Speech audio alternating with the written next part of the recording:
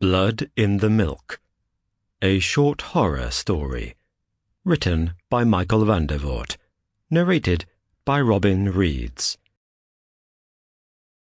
At first I thought they were saying mother.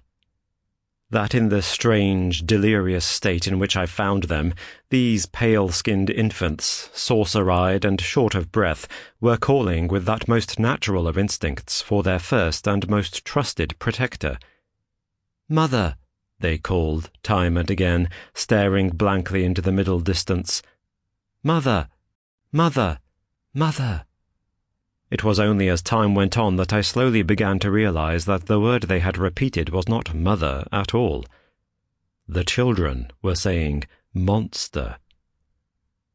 Sadly, in these streets, and for these children in particular, it is the latter rather than the former that is far more likely to be present. It was this same species of garbled vocal distortion, words mispronounced by youthful mouths, hissing their lisps through missing teeth, with tongues as yet untrained, that blunted the word beautiful into the rounder, more ambiguous bloofer, and so gave birth to the name Bloofer Lady, a term then picked up and applied in the reports we have read in the Westminster Gazette. In those pages, the so-called Bloofer Lady appears like a spectre, a half-seen shadow glimpsed upon the heath, tempting the little ones away with gifts to go with her and play. In reality, and here I speak from experience, that thing is far from a spectre, and the gift that she gives is a terrible one indeed. My work in this borough over the past 5 years, providing aid to and campaigning on behalf of the innocent and exploited in our capital, has brought me face to face with many hideous things.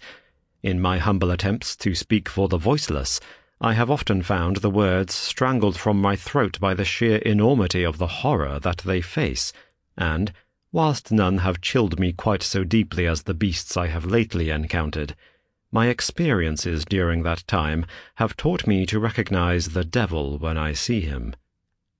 I have, for example, seen a child of no more than 6 years old leading her younger siblings to suckle at the teats of a bloated sow kept behind fences of a backstreet hovel in order that they might find in its milk some form of nourishment.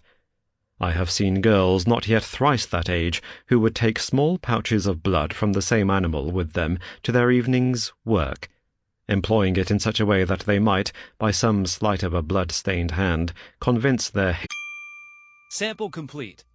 Ready to continue?